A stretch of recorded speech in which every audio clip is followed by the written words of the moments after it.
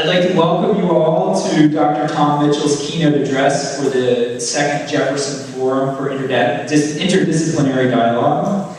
Dr. Mitchell is a professor of English and Art History at the University of Chicago and an editor of the interdisciplinary journal Critical Inquiry. That's much better. He is best known for his study of the relation between visual and linguistic representations in the emergent fields of visual culture and iconology. Dr. Mitchell has received numerous awards, including a Guggenheim Fellowship, a Maury Prize in Art History, and the Faculty Award for Excellence in Graduate Teaching from the University of Chicago. Among the highlights of his many publications are a 1977 book entitled Blake's Composite Art, which examines the relation between Blake's visual art and his poems. Iconology, Image, Text, Ideology, published in 1986. Landscape and Power from 1994, the 2005 work, What Do Pictures Want? And the title of his forthcoming book, which is coming out in November, is Cloning Terror, The War of Images, 9/11 to the Present. As the scholarly reception of his work indicates, Dr. Mitchell's expertise in the fields of poetry, art history, and media studies has proven to be an invigorating impulse throughout the Academy. Furthermore, the social and political import in much of his work demonstrates the influence of such scholarship beyond the walls of the proverbial ivory tower of the Academy. His talk today is entitled Idolatry, Blake, Nietzsche, Poussin. Please welcome Dr. Tom Mitchell, economist.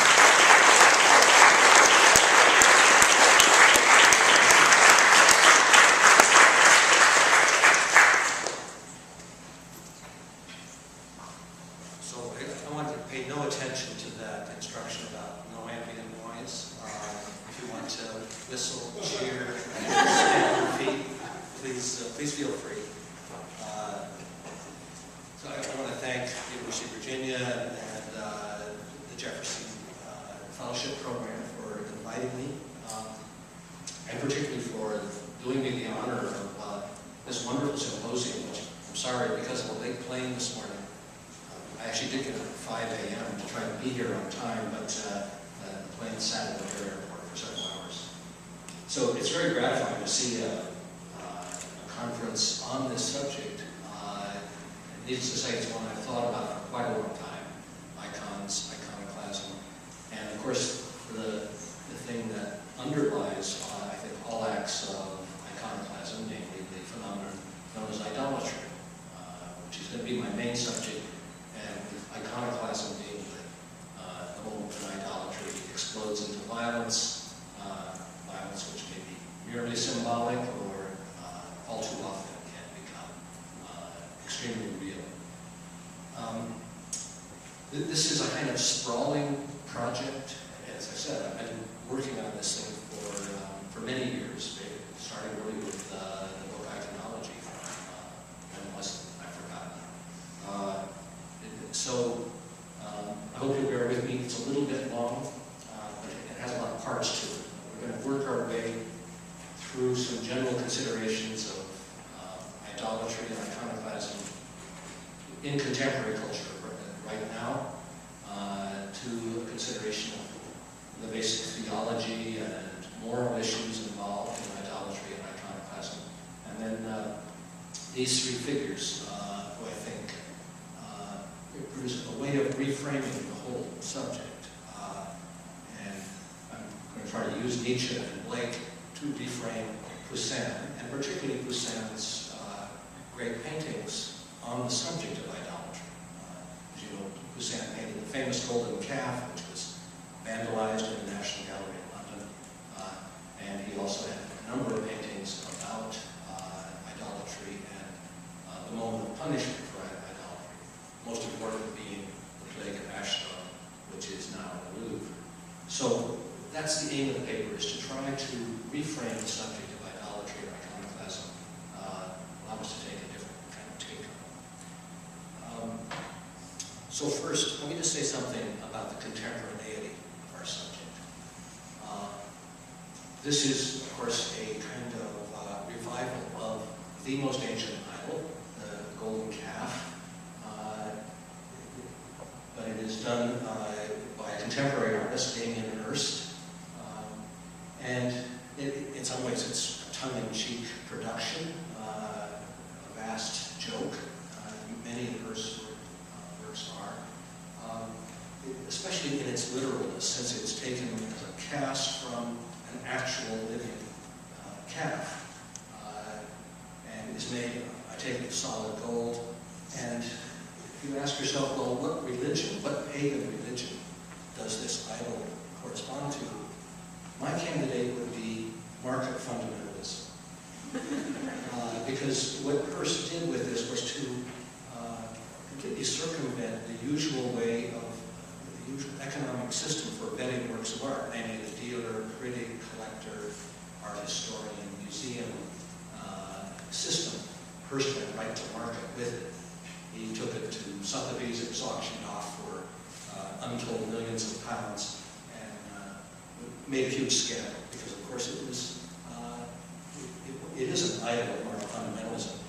And like many cultural icons that become idols, that become really assert some kind of extra power or surplus value, it had a kind of historical moment. You all remember when Hirst unveiled this? It couldn't have been more timely.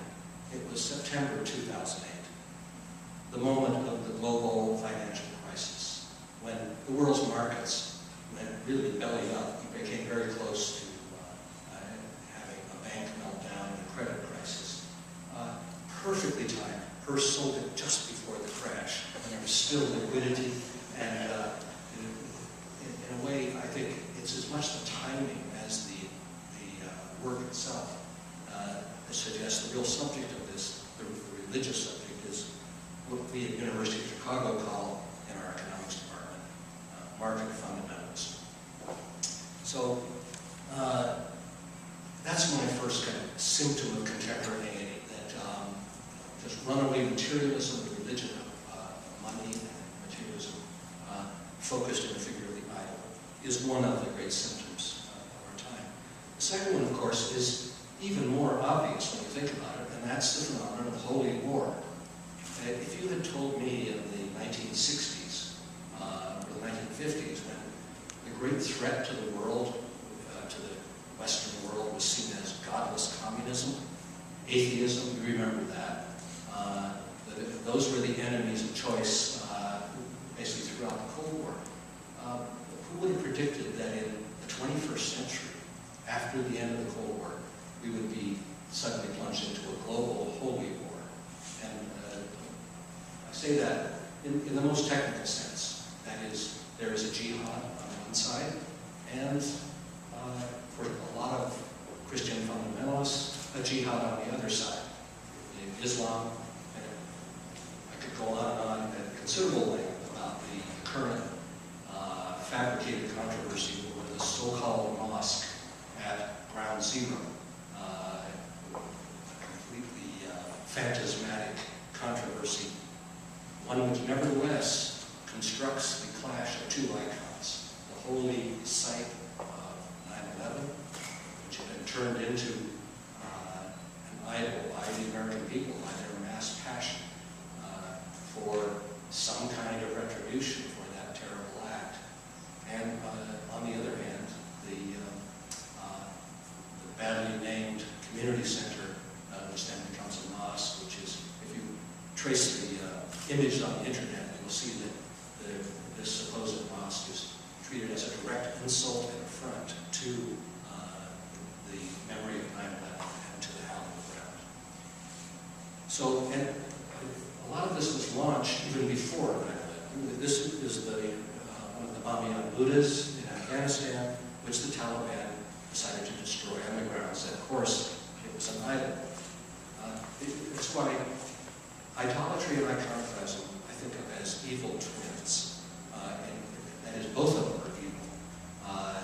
They both involve unlimited acts of violence, symbolic or often destructive to human life. The instructive thing about the Taliban destruction of the Bamiyan Buddhas was their explicit reason for doing it. Because, as everybody knows, these Buddhas were not being used for religious purposes.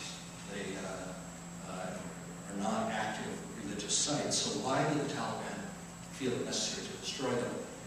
The answer was given by a young Taliban scholar who toured the United States at the time they were announcing their intention to do this. He said, the reason we're going to do it is because you care so much. That it was a way of thumbing their nose at the West, to tell them, if you want to send millions of dollars to Afghanistan, don't send it to preserve Buddhist artifacts, send it to feed our children. They, of course, we know what happened.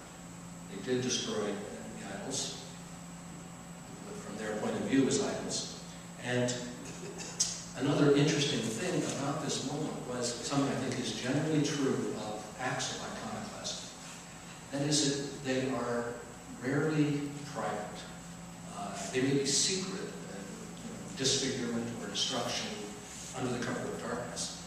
But one of the crucial things iconoclasts want is to create a spectacle of destruction. The destruction of the World Trade Center was the most spectacular act of iconoclasm in the history of that practice. It was seen almost instantaneously by the entire world. And the double strike, first one tower, then another, guaranteed that the capital of the global media would record this event and iconize it. Similarly, the Taliban, after destroying the Buddhas, iconized that event.